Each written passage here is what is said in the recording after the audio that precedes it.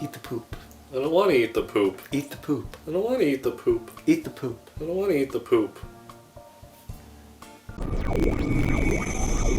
What is up, Space Pirates? This is your Admiral, the quintessentially quirky Dr. Disaster.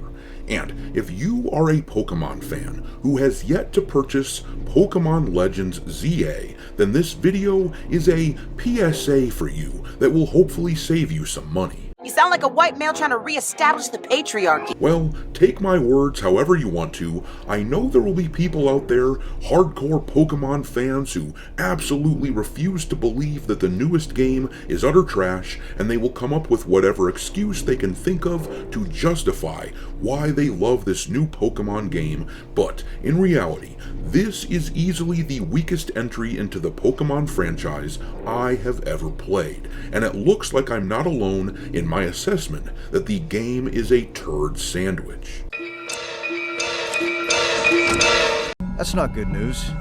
That's not good news at all. As you can see over on Metacritic, after the initial launch weekend for Pokemon ZA, the gamer score for the game is sitting at a putrid 4.5 out of 10 at the time of this recording, whereas the game journalists who love sniffing whatever farts a big corporation like Nintendo churns out, they gave the game their stamp of approval, proving once again what their function truly is, keeping the gaming industry gravy train rolling by convincing people to buy up AAA sludge, no matter how bad it is.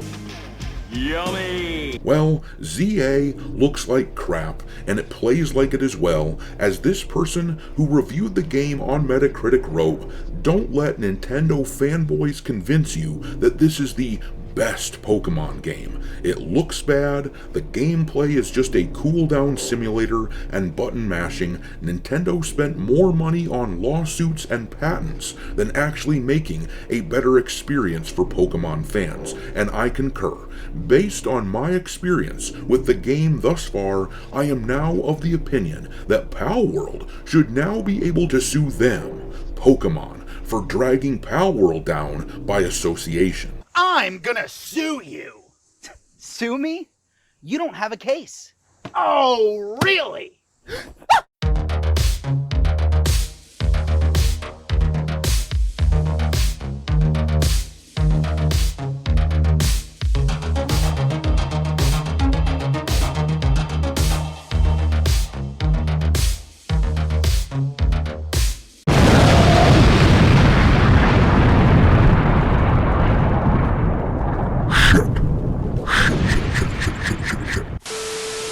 Alright, me hearties, make sure that you hit the like button on this video, share it with your friends, and subscribe to the channel if you haven't already. I've had a lot of people tell me that they have been unwillingly unsubscribed to the channel, so make sure you check into that, and also, give me a follow over on X where my handle is Dr. Disaster1, and if you feel like supporting the channel and helping keep the lights on, consider becoming a member for as little as $5 per month. Anyhow, let's see what people are saying about Pokemon Legends ZA. For the record, as a mega fan of turn-based combat, I have to confess that I have a particularly large axe to grind with this game. Just like with the Final Fantasy franchise, Pokemon took their traditional turn-based game and turned it into a real-time combat system, and I imagine that the reasoning behind this is similar to the reason that we hear from the likes of Square Enix, something about how the kids don't like to play turn-based games any longer, and yet two of the most universally praised releases from the past couple of years, Baldur's Gate 3 and Clair Obscur Expedition 33, both of those games are turn-based combat titles. Both of them sold millions and millions of copies, and Clair Obscur did it as a brand new IP from an unheard of AA studio. Baldur's Gate won the Game of the Year award 2 years ago, and if Clair Obscur doesn't win that award this year, it will be a travesty of justice. Unless the winner ends up being Hollow Knight Silksong, that game is my personal second choice. It's pretty awesome. But anyhow, So many people operate under the assumption these days that turn-based combat is just plain old unpopular, but the facts do not back that up. Turn-based is simply less flashy and harder to show off in gameplay trailers. But anyhow, this new combat system for Pokemon has personally rendered it for me just about unplayable. But let's see what gamers are saying about this game over on Metacritic. This person here gave the game a 3 out of 10 and wrote, "Less than the bare minimum from the biggest franchise in gaming, no effort at all once again from this studio, and still it will surely sell tens of millions, disgusting." And then this guy here gave the game a 0. And he said, "There would be so many things to say, but all that comes to mind is shame, shame, shame, shame, shame. I hope that all the money they make goes down the drain," and that is one of the most frustrating things about a franchise like Pokemon. The fans are so rabid that no matter what this studio puts out, it will sell really well. Pokemon fans are among the worst cultural auto-intake zombies out there, and this is why Nintendo clearly feels comfortable churning out slop that is light years behind the rest of the industry. But anyways, this gamer here also gave this new Pokemon game a 0 out of 10 on Metacritic, and they wrote, "Everything about Nintendo is a joke. Just the pricing between Switch 1 and 2 versions is a pure money grab. Even Zelda Breath of the Wild was the same price for the Wii U and Switch editions. No love put into this game. Ugly, boring, and combat change is pointless. Even less strategy than mainline games. I loved Arceus. Scarlet was just okay, but horrible performance. This is a whole new low."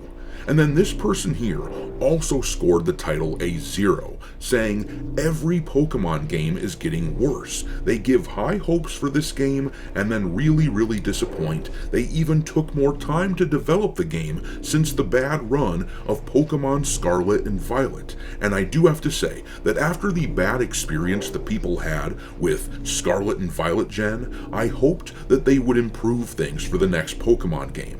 As you may remember, a few years back, Pokemon Scarlet was rated a 3.5 out of 10, and Violet, since each of these games gets their own score, but Violet scored a 4.1 out of 10. People really didn't think much of that generation, and I guess that technically a 4.5 out of 10 for Legends ZA is actually higher than Scarlet and Violet, but that is not the sort of improvement that I was hoping for.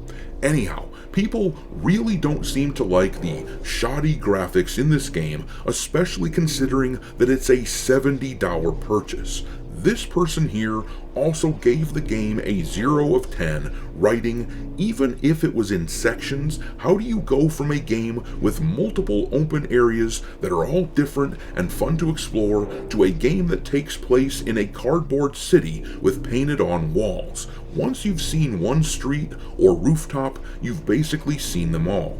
And then this person here gave this game a 3 and said, "Pokemon game with no replayability. For $70, you don't even get the full game. The fact that you can buy the DLC now, but it's not unlocked until January, is unacceptable from a AAA developer. Silksong, Expedition 33, and many other indie games have shown that these games could be so much more for half the price." But there were people out there who think that this game was just plain old awesome. The game journalists collectively scored Pokemon ZA an 80 out of 100. Let's see what a few of them had to say. Video Games Chronicle gave the game a perfect 100, which is almost always a sign that the opinion you're about to read is pure bullshit. But they wrote here, "Pokemon Legends ZA is a grand adventure that once again proves that the Legends series is home to the most interesting ideas Game Freak has. It's a game that understands its audience and feels like a love letter to both players who grew up with X and Y and those who've been here the whole time. The new battle system really worked for me, and the rogue mega battles are bombastic fun, even if, like the traditional turn-based offering, it can get very easy as you level up your team. I hope the Pokemon Legends series is here to stay. And then here's the outlet Nintendo's, giving the game a 95 of 100, and they wrote, "Thanks to its mature story tinged with nostalgia, its fast-paced gameplay, and its remarkably smooth performance, Pokemon Legends ZA feels like one of the best entries in the series, a must-play for any Pokemon fan. While it pays heartfelt tribute to the franchise's past with its Kalos setting, it also stands as a clear glimpse of what the future of Pokemon can become.